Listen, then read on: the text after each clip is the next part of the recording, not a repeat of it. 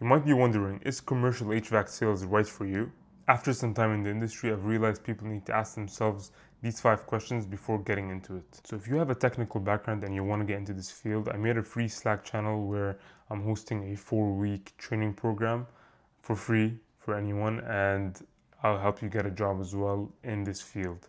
So get in the Slack channel down below and we'll talk inside. By the way, my name is Abdullah and I transitioned from engineering to HVAC sales, and I'm making these videos to educate people about this career path as it is very untapped and no one talks about it. So I want to start off with a bit of an intro about what I do on a regular basis. So I'm an engineering salesperson, and what does an engineering salesperson do in commercial HVAC sales? So I basically help engineers select equipment for their projects, and my job is to basically help to get the products that we represent onto engineering drawings. So number one is, can you handle rejection? Now this is one of the most important things as a salesperson, especially in the HVAC field. This is not a very easy job and you will get rejected a lot. When you're developing business in a certain territory, you will have to make cold calls, and that might not go well sometimes. You will also have to get in contact with engineering firms and try to get some presentations booked, and you will get rejected a ton. And that's fine, that's part of the game. And if you're a person who cannot handle rejection and you're the type of person who might get emotional, then this position might not be for you. Engineering sales, HVAC sales might not be for you. Now you can develop this ability to handle rejection over time. So even if you're not so good at it now, if you're willing to learn and improve, then that's totally fine. That shows a sign of a growth mindset, which is crucial for this type of position. Number two is that you have a hunger for sales. If you're the type of person who needs someone to push them to go and talk to people, to develop business, to make phone calls, and you don't have that internal motivation to do those things, then this is probably not for you.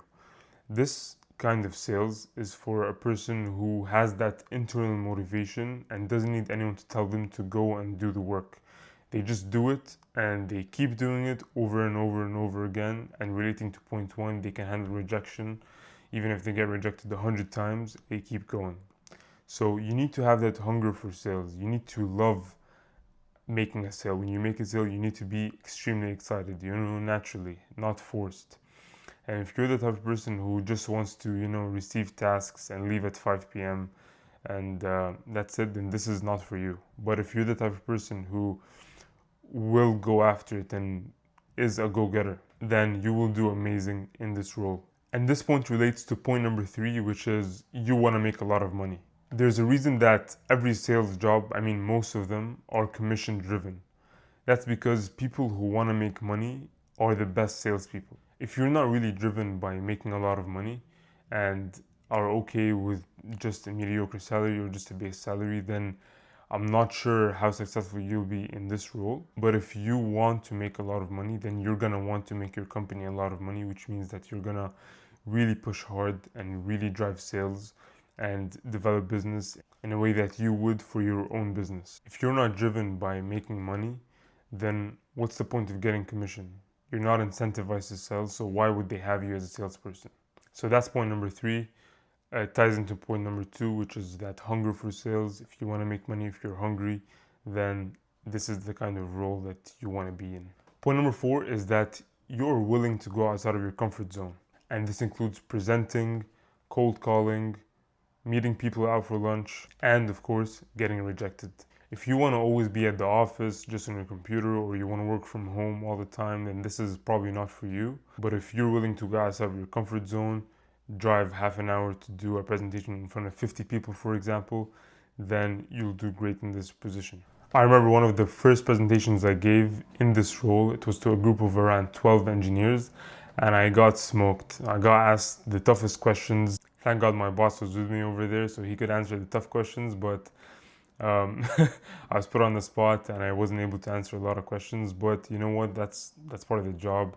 It was tough, but I learned a lot, and that's okay.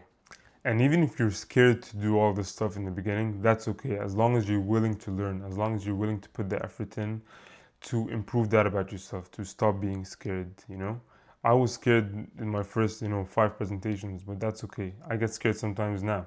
but I've practiced a lot, and over time it does get better. As long as you have that mindset that you want to improve, you will do good. So number 5 is that you have a technical side and a non-technical side. If you only have a technical side and you're just driven by, engineering and data, and you don't really want to talk to people and you just have that side of you, then this is probably not for you. But if you have a good mix of both, you like engineering, you like technical stuff, but you also have this side of you that likes presenting, likes talking to people, likes developing business, then this is perfect for you because this job requires both. You can't just be this sales guy who talks. You need to have the technical knowledge and the love for, equipment, how these pieces of equipment work, and you need to understand local codes, engineering codes. So yeah, you do need that technical side as well, and you also need the personal side to be able to talk to people in a nice way, to be persuasive at times. And so if you have both of these traits, then you should definitely look into getting into HVAC engineering sales.